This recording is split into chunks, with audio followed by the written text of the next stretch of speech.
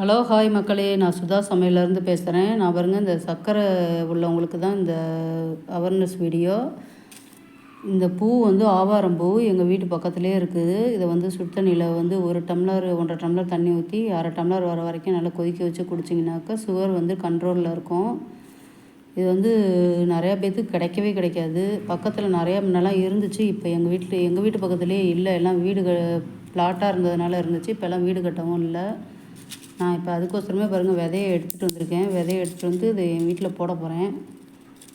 போட்டு நம்ம வீட்டிலே செடி இருந்ததுன்னா நம்மளே பிச்சுக்கலாம். அதோட விதையை பாருங்கள்.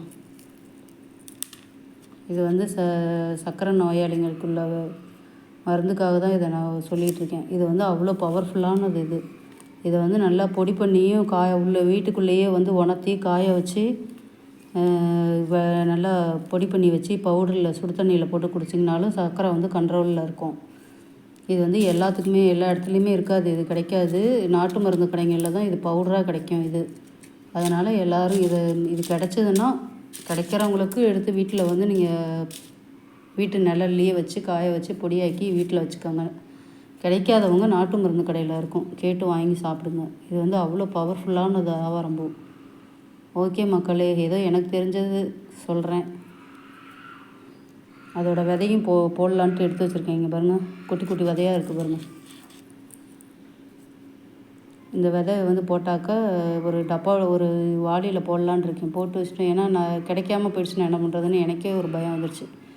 அதனால் இதை ஒரு வாளியில் மண் கொட்டி போட்டு வச்சோம்னா ஒரு செடி வந்தால் கூட போதும். வாரத்துக்கு 2 தடவை சுடு தண்ணியில் போட்டு நல்லா கொதிக்க வச்சு குடித்தோம்னாவே சர்க்கரை வந்து கண்ட்ரோலாக இருக்கும். நீங்களும் இது மாதிரி எதாவது கிடச்சதுனாக்கா ஆவாரம் பூவான்னு பார்த்துக்கிட்டு எடுத்து ட்ரை பண்ணுங்கள். இதில் வந்து புழுலாம் இருக்கும். ஒவ்வொரு இலையாக பிச்சு பிச்சு தனித்தனியாக இந்த மாதிரி இலையாக எடுத்து தண்ணியில் போடுங்க. பார்த்துட்டு போடுங்க. போட்டு கொதிக்க வச்சு குடிங்க. கிடச்சதுன்னா குடிங்க, இல்லைன்னா கடையில் வாங்கி குடிங்க. இது வந்து எங்கள் வீட்டு பக்கத்துலேயே இருக்கிறதுனால எனக்கு கொஞ்சம் ஈஸியாக இருக்குது. பூவும் வந்து பாருங்கள், ஃப்ரெஷ்ஷான பூ. இப்போ தான் பிச்சுட்டு வந்தேன். உங்கள்கிட்ட எல்லாம் காமிக்கலான்றது தான் பிச்சுட்டு வந்திருக்கேன். பிச்சுட்டு வந்து நான் வீடியோவாக போடுறேன். இது வந்து ஒரு நாட்டு மருந்து சர்க்கரைக்கான ஒரு இதுதான் பதிவு தான் இது. அதனால் நீங்களும் எல்லாம் இப்போ பக்கத்தில் இருந்துச்சுன்னா பாருங்கள், இல்லைனா நீங்கள் கடையில் நாட்டு மருந்து கடையில் வாங்கி சாப்பிட்லாம். ஓகே மக்களே, இந்த வீடியோ பிடிச்சிருந்ததுன்னா லைக் பண்ணுங்கள், ஷேர் பண்ணுங்கள்.